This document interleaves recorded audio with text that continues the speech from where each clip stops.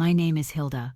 I am 60 years old, and right now my hands are still trembling as I try to hold this pen, because just 3 nights ago I opened a dusty wooden box my husband had kept locked away for decades, and inside it was a letter that shattered everything I believed about the man I shared my life with. I thought death had already taken the worst from me. His absence at the breakfast table, his laugh that once filled our home, the warmth of his hand on mine in church pews. But nothing, not even his coffin lowering into the earth, prepared me for the way words written in his hand could cut deeper than any blade. The letter slipped out of an envelope yellowed with age, addressed not to me, not even to our children, but to a woman whose name I had never heard before. My breath caught in my throat. The room seemed to tilt, shadows dancing against the walls. My husband's voice, the one I knew so well, echoed in my memory, but the words on the page told me I had never truly known him at all. As I read the first lines, my chest tightened like iron bands were closing around it. He wrote of love, of promises whispered under starlight, of plans that never involved me or the family we built. I could feel my pulse hammering in my ears, each word stabbing at the fragile image of devotion I had carried for 40 years. The fireplace crackled faintly beside me, yet my skin felt clammy cold. I wanted to scream, to tear the paper apart, to deny the truth staring up at me in his neat handwriting, but my fingers refused to move. They shook as though the letter had fused itself to me, binding me to its poison, and in that moment, my grief over losing him transformed into something darker, heavier, betrayal, raw and merciless. I staggered back, clutching the letter to my chest, as though shielding it from invisible eyes. Outside, the winter wind howled through the trees, and for a moment, I imagined it was his voice calling to me, begging me not to look further. But curiosity is cruel, and so is pain. My eyes darted again to the name he had written, underlined twice, almost tenderly. Who was Clara? Why had she held his heart in a way I never could? I pressed my hand against my mouth to stifle a sob, and yet the sob came anyway, breaking into the empty room like glass shattering. Memories began flooding me, unbidden and merciless. I saw him walking through the door after long days at work, kissing my cheek absent-mindedly, his smile never quite reaching his eyes. I remembered the trips he insisted he had to take for business, the phone calls he stepped outside to answer. How blind had I been? A tremor ran through me as I realized those absences might not have been about work at all. My knees buckled, and I sank onto the rug, the letter trembling in my grasp, tears blurring the words until they swam across the page like dark rivers. And then came the sound that froze me. A faint creak in the hallway, the floorboard that always groaned under weight. I snapped my head up, heart pounding. I was alone in the house, or so I thought. My breath caught, and every muscle in my body stiffened. I waited, straining to hear. Another creak. Someone was there. My mind raced. Could it be one of my children, sneaking in? Or had someone else known about this letter, someone who never wanted me to see it? My husband's words echoed in my head, blending with the whisper of the house. Clara, my love, one day the truth will come out. My grip tightened on the paper. I forced myself to stand, the letter clutched tightly in my hand like a weapon, though I knew it could only wound me. Who's there? I demanded, my voice hoarse, trembling but defiant. Silence answered me. Only the groan of the wind against the windows. Still, my instincts screamed danger. I edged toward the hallway, my breath shallow, every step deliberate. The floorboards creaked beneath me, each sound magnified in the stillness, and then, from the corner of my eye, I saw movement, just a shadow, fleeting but undeniable. My skin prickled. I could almost hear my husband's voice in my ear, not warm and loving as it once had been, but urgent, warning. Don't trust anyone. I spun around, letter clutched against my chest, my heart racing so fast it hurt. The silence pressed in on me, oppressive, unbearable. Was my grief driving me mad? Or was someone truly there, someone waiting in the darkness with secrets as sharp as the one I had just uncovered? I stumbled backward into the living room, eyes darting to the front door, but before I could move closer, the faint sound of footsteps came from the porch. Slow, heavy, deliberate. My breath hitched, terror flooding every vein. Whoever was outside was not in a hurry. They knew I was here. And somehow I knew this had everything to do with the letter. The paper crinkled in my fist as I tried to think, to breathe, to do anything but collapse under the weight of fear.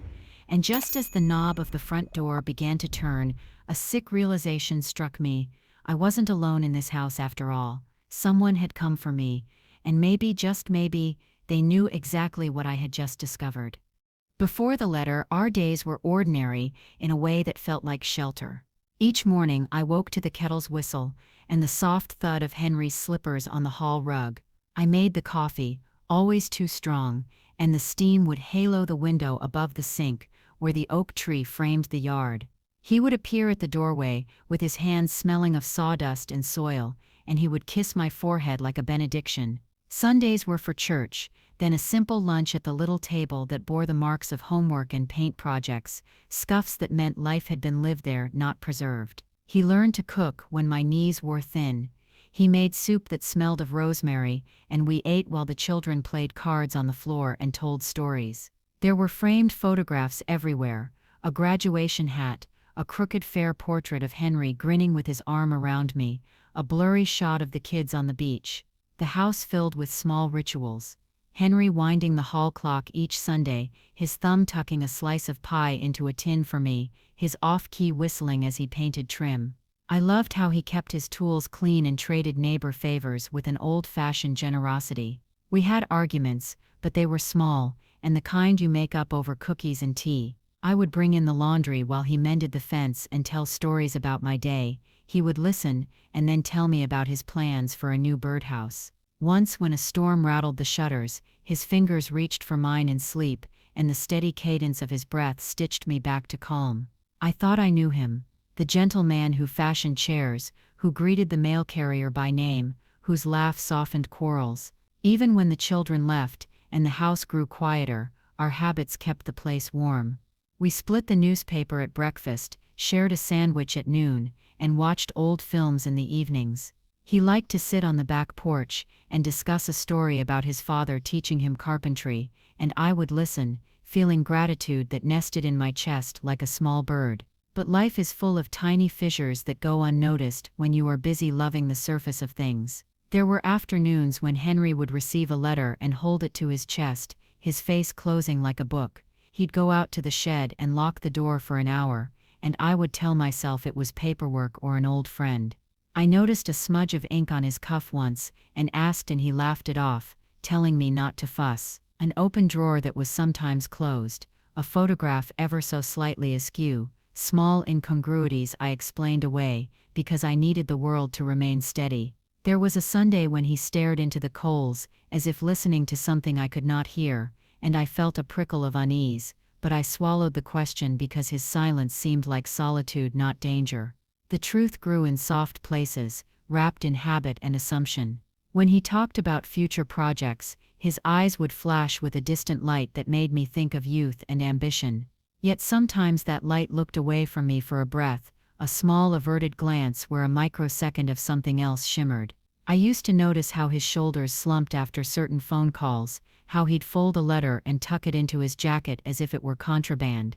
Once he came back from the market and set the bag down without his usual grin, and he said only nothing important, and I believed him because I wanted to. Our life was threaded with demonstrations of care, Henry sanding a table at dusk, while I washed the dishes, him putting a bandage on a neighbor's scraped knee, him bringing wild flowers he had picked from the field and arranging them in a chipped vase. These were the anchors I clung to, the truths that felt immovable.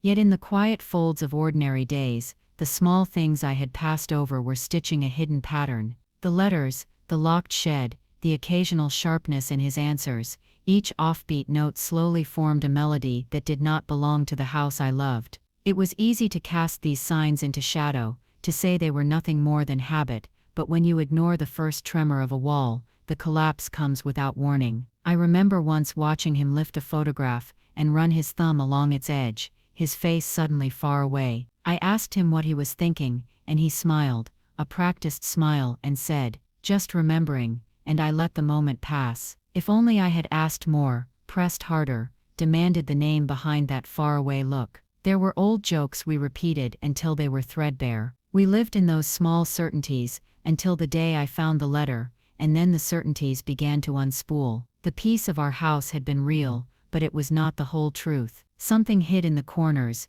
patient and quiet, and the moment it stepped forward, the image of the man I had loved began to change. It was a soft change at first, like the turning of a page, then a louder one, the kind that shatters glass. On a late summer evening, when the light lay across the floorboards and dust motes moved like little memories, I caught Henry looking at the doorway with an expression I had never seen, and an old fear that had slept in me stirred awake. Beneath the familiar life, something else had been living too, and it was only a matter of time before it reached up and knocked. I never imagined that a single knock could change everything.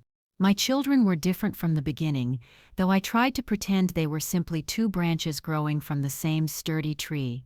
Michael was the eldest, always loud with laughter, his eyes bright, his words tumbling from him like river water. He would sit at the kitchen table and tell me about his dreams, business ideas, plans for travel, promises to build something that would make me proud.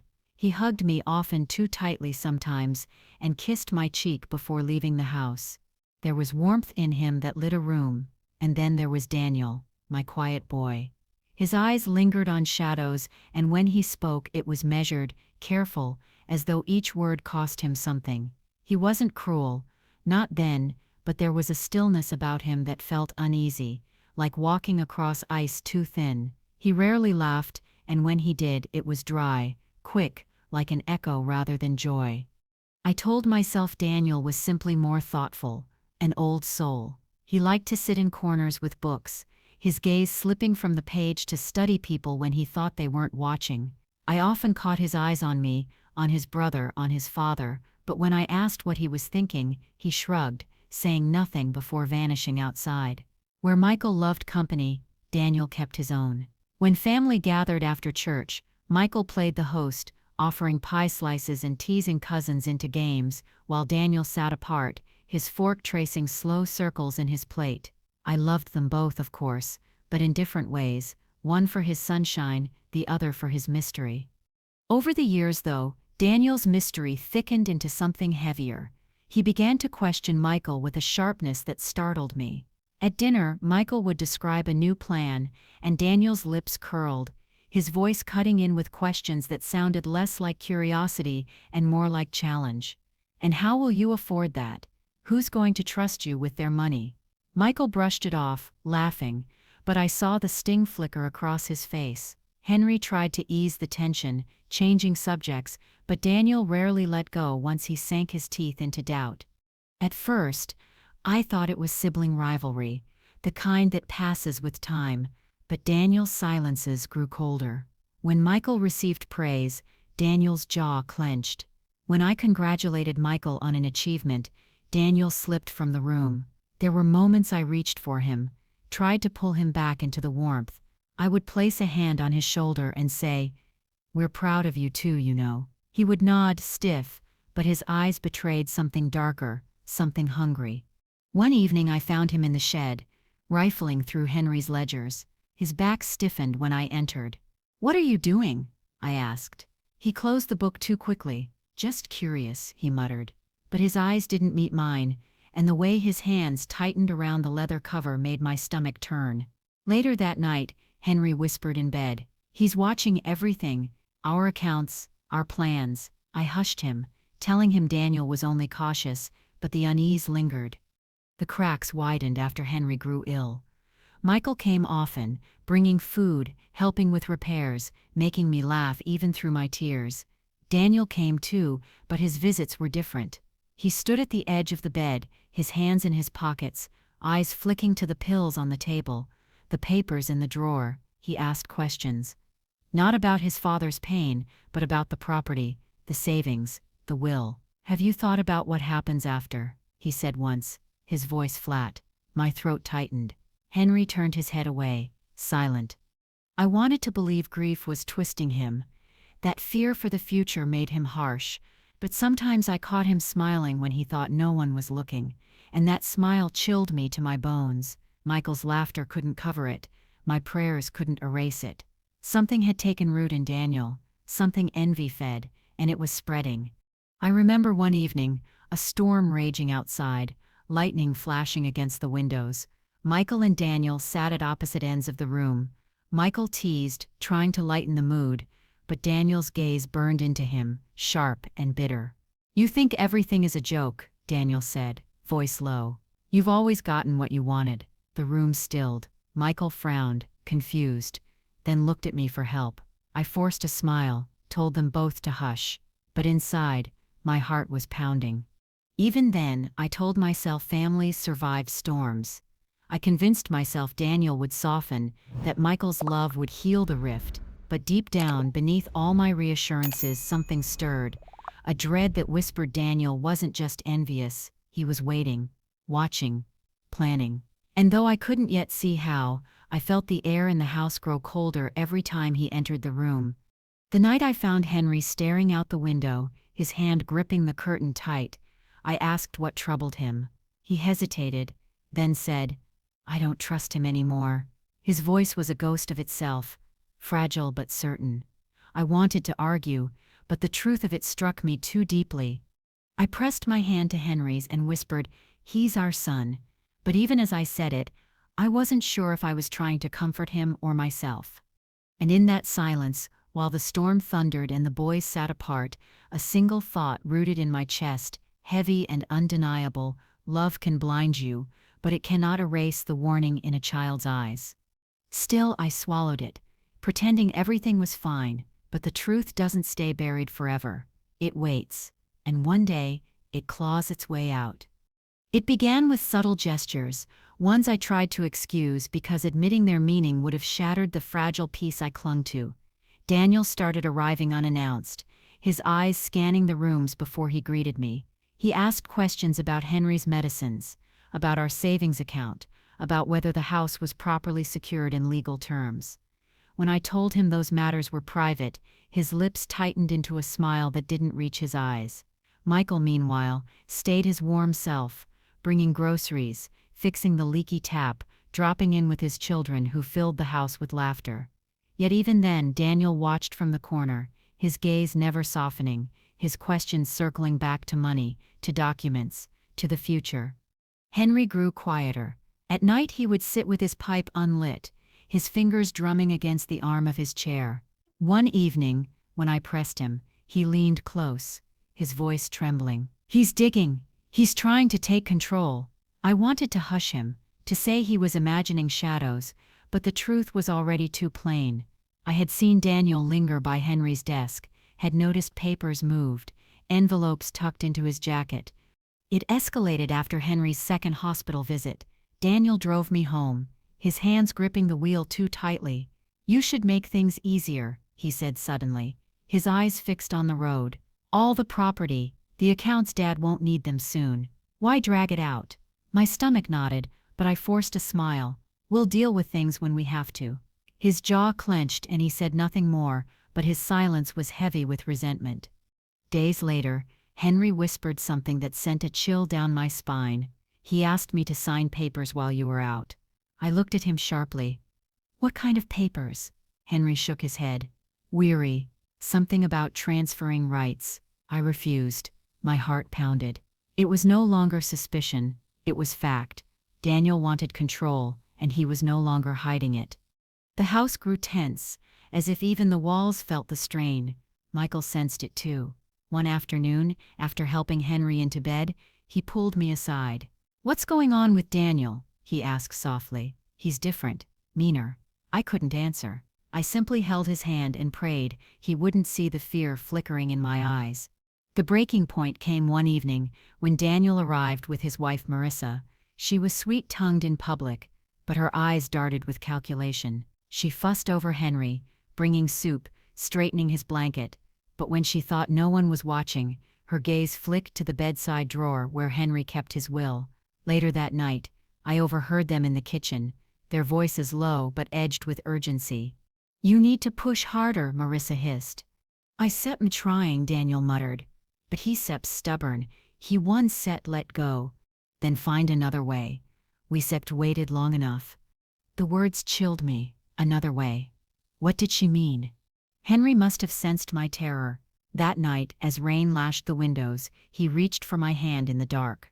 "If anything happens to me, protect yourself," he whispered. His voice cracked, and I realized he believed Daniel capable of more than greed. He believed our own son could harm us. The days that followed blurred into unease. Documents went missing from Henry's desk. A bank statement arrived opened, though I had not touched it. Daniel suggested moving Henry into his home, insisting he could manage things better. When I refused, his face hardened, the mask slipping just enough for me to glimpse the fury beneath. Then came the conversation I will never forget.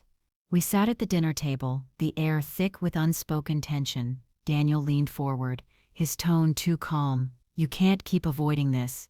Dad's time is running out, and someone has to take responsibility. Why not me?" Michael set down his fork, his jaw tightening. "Because it's not just about you," he said firmly. For a moment their eyes locked, brother against brother, love against envy, and I knew the storm Henry had warned me of was finally breaking. I lay awake that night, staring at the ceiling, my heart pounding. In the silence, Henry whispered beside me. "I don't trust him anymore." His words echoed the fear already coiled in my chest. The man I loved, the father of my children, no longer believed our son capable of loyalty, and I, though my heart broke at the thought, could not deny it. Still I clung to denial, telling myself family ties would hold, that love would win, but deep down I knew better. I had seen the hunger in Daniel's eyes, the way Marissa encouraged it, the way money and power gleamed brighter to them than blood ever could. And then, one rainy afternoon, I noticed Henry had locked a drawer I had never seen locked before. When I asked, his expression was grave. "It's safer this way," he said. "Not everyone under this roof has good intentions." My breath caught. He was right. Our home, once filled with warmth, had become a battlefield where trust was no longer welcome. I should have spoken then. Should have confronted Daniel outright, but fear bound my tongue. Instead, I carried the dread silently, knowing each day brought us closer to a breaking point. And one evening, as thunder rolled across the sky and shadows stretched long through the hallway, I heard Daniel's footsteps outside Henry's study, slow, intentional, a hand on the doorknob. My heart thudded in my chest as I realized he wasn't waiting anymore. He was ready to take what he believed was his. I remember the night Henry finally decided he couldn't hold it in any longer. He sat in his chair by the window, his face pale, his breath uneven, the air heavy with the smell of his medicines. The house was too quiet. Even the old clock seemed to tick slower, as if it knew something was about to break.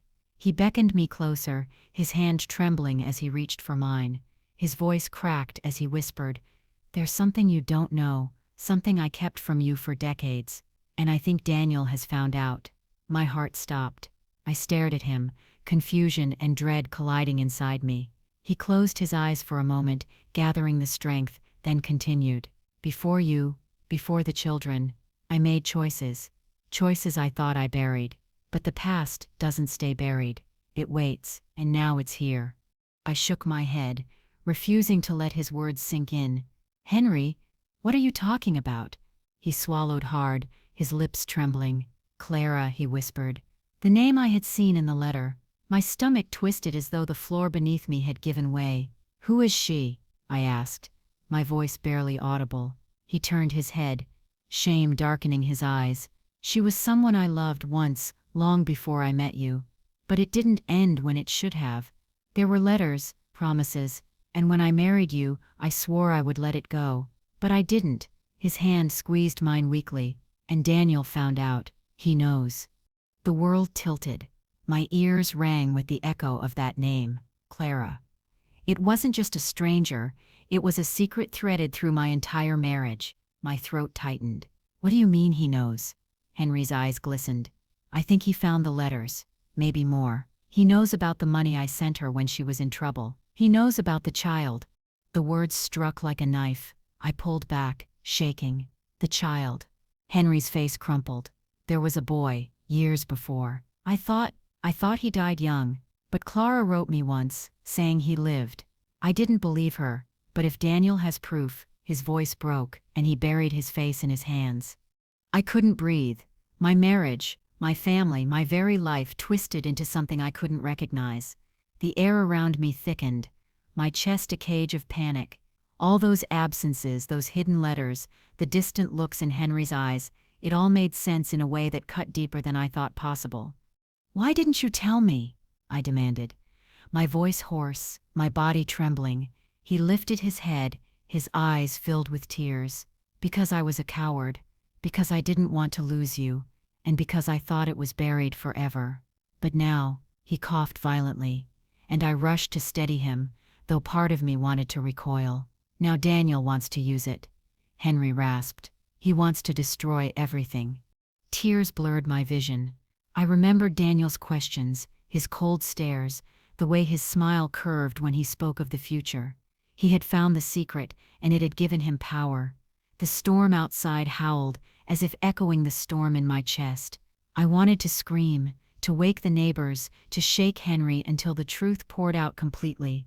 But instead I sat frozen, clutching his fragile hand, my heart splintering with each beat.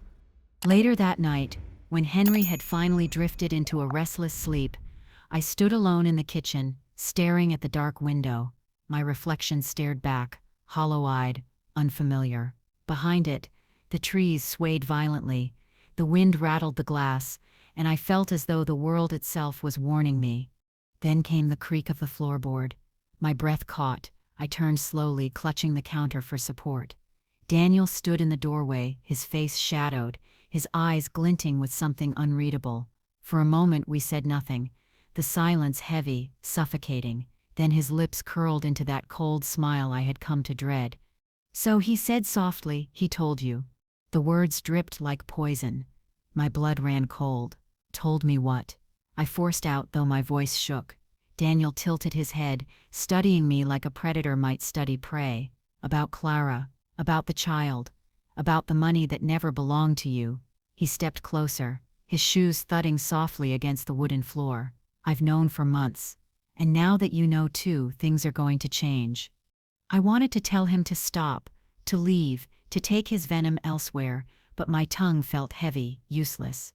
He leaned closer, his breath hot against my ear.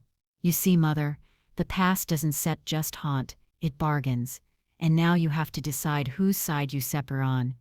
My body trembled as his words sank in. He wasn't just angry, he wasn't just jealous. He was using the truth like a blade, cutting me away from the very life I thought was mine. And in that moment, as his eyes bore into mine, I understood something that chilled me to the marrow. This wasn't about family anymore. This was about power. I staggered back, clutching the counter, trying to keep my legs from collapsing beneath me. He smiled again, cruel and calm. "You think you can hold on to everything, but you can sit. I take it all, and you one sit stop me." The storm outside roared louder, lightning splitting the sky. My hands shook as I pressed them against the counter. My mind spinning, my heart clawing against my ribs. I wanted to scream, to wake Henry, to run. But before I could move, Daniel stepped back into the shadows of the hallway, his words lingering like a curse. "Clara Sit's ghost isn't Sit the only one you should fear."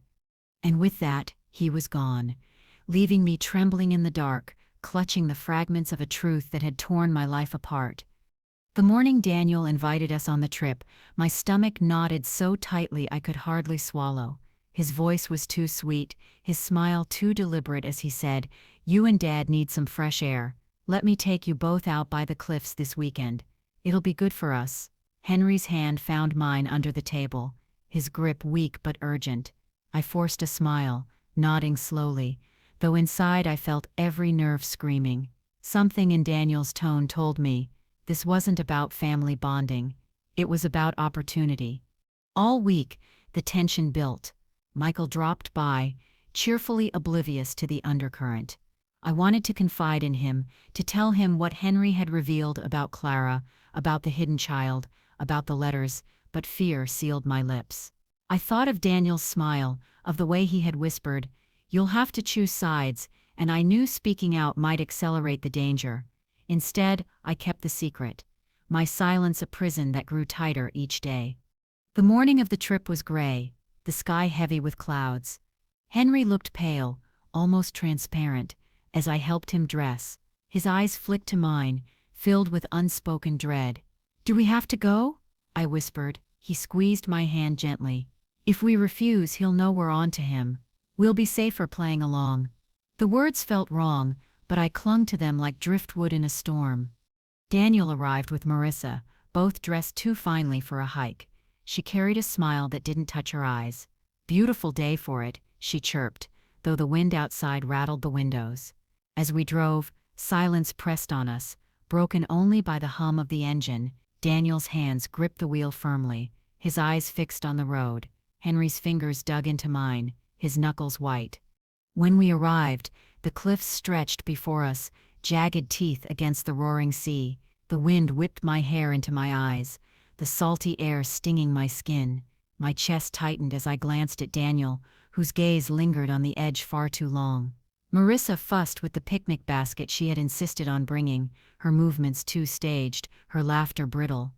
We walked slowly along the path, Henry leaning on me for support. Daniel walked ahead, his posture straight, purposeful. "This view," he said, turning back with a smile, "isn't it breathtaking?" His words dripped with double meaning. My heart raced. Henry's breath quickened. I could hear the sea below, a relentless roar that seemed to echo my terror. Then it happened. Daniel stopped suddenly near the edge, gesturing for us to come closer. "You should see this spot. It's incredible." His eyes gleamed. Henry hesitated, his weight pressing harder against me. We stepped forward cautiously, my pulse hammering in my ears. And in an instant, Daniel moved. His hand shot out, shoving Henry with a force that sent him stumbling toward the drop. I screamed, clutching Henry's arm, my body straining to hold him back. The world tilted, the wind howled, and the earth seemed to vanish beneath us. Pain ripped through my arms as I dragged him down to the ground, both of us collapsing just feet from the edge. "Stay down," Henry gasped, his voice raw. My body shook violently, terror surging through me. I turned my head and saw Daniel's face, twisted not with guilt, but with fury. "Why won't you just let go?" he spat. Marissa stood frozen, her eyes wide, her hand over her mouth, but not in shock, in calculation. Henry clutched my arm, whispering through clenched teeth, "Don't move. Pretend we're hurt."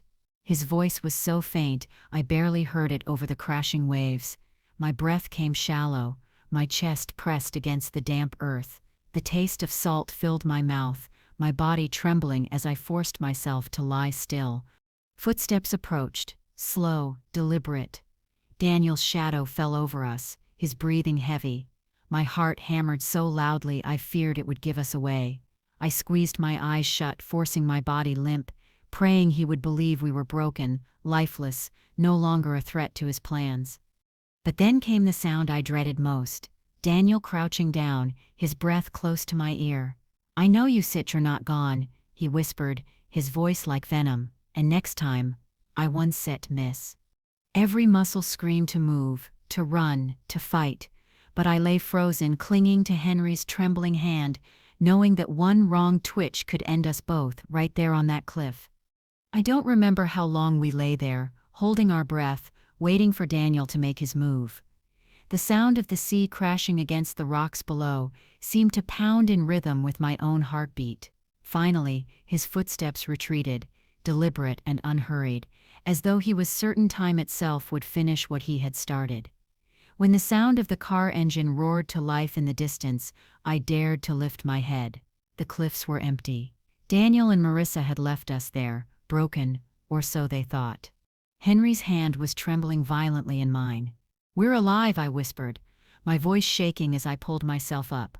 My knees were scraped, my palms raw from clawing at the earth. Henry groaned, his face pale, his breath shallow. I pulled him close, fighting back tears. "We have to move. We can't stay here." He nodded weakly, his eyes filled with pain but also with something fiercer, determination.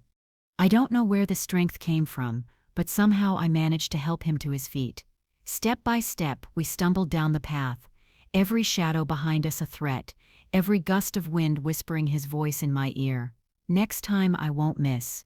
The road was empty, but by some miracle an old farmer passed with a cart, his eyes widening as he saw us. He rushed to our side, his weathered hands steadying Henry as I begged for help. Within minutes, he had us in his truck, carrying us away from the cliffs, away from death. At the hospital, the doctors worked quickly, bandaging Henry's wounds, checking my battered arms and knees. But the wounds inside us ran deeper than any cut. When the police arrived, I wanted to tell them everything, to pour out the truth. But as I opened my mouth, fear coiled in my chest. What if they didn't believe us? What if Daniel came for us before they acted? Henry squeezed my hand, his voice ragged but steady. We can't be silent anymore. He'll kill us if we let him. So we spoke. We told the officers about the trip, the shove, the whispers. We told them about the letters, about Clara, about the secret child, about how Daniel had discovered it all and used it as leverage. At first, their faces were skeptical, but then Marissa made her mistake. She returned to the house to collect Daniel's things and was caught trying to burn a box of letters in the fireplace. The same letters Henry had hidden away. The same proof of his past. Among them was one Daniel had written himself, outlining what he believed was rightfully his, our house, our accounts, even the land passed down from Henry's father. His words were cold, calculated, and damning. The investigation moved quickly after that. Michael stood by us, his face pale with shock, his voice shaking with anger as he confronted his brother at the station. You tried to kill them. Your own parents. Daniel sat in silence, his eyes hollow, no remorse shining in them. When Marissa broke down under questioning, spilling details of their plan, Daniel simply stared ahead, as though he had already stepped beyond the reach of love, of family, of humanity itself. The trial was long, each day a knife twisting deeper. I sat in that courtroom, listening to my own son painted as a man driven by greed, by envy, by secrets he never should have uncovered. The judge's gavel fell, and with it the life I thought I knew ended forever. Daniel was sentenced, Marissa too. Justice, they called it. But to me, it was only ashes where my family used to be.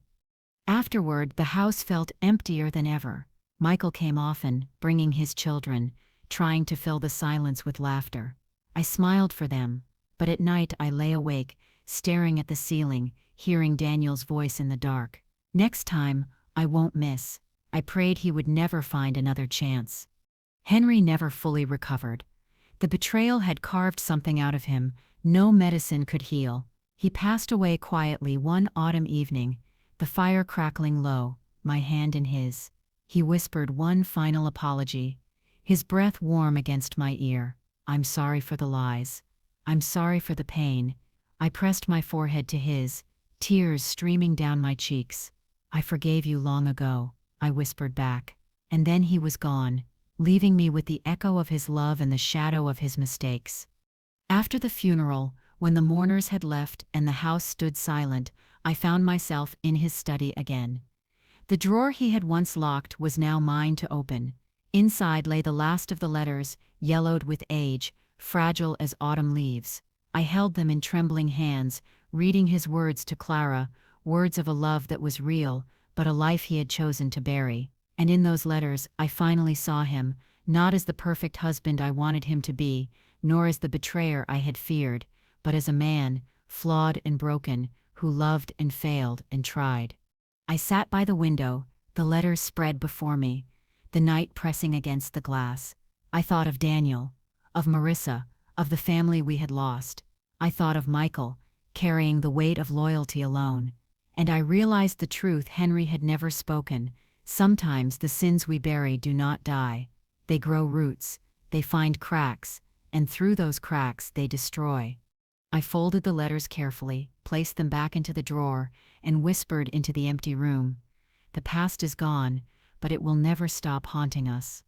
And as the wind moaned through the trees outside, I understood the lesson carved into my life like a scar. The ones who share your blood can be the ones who break you deepest, and secrets, no matter how long they sleep, will always wake.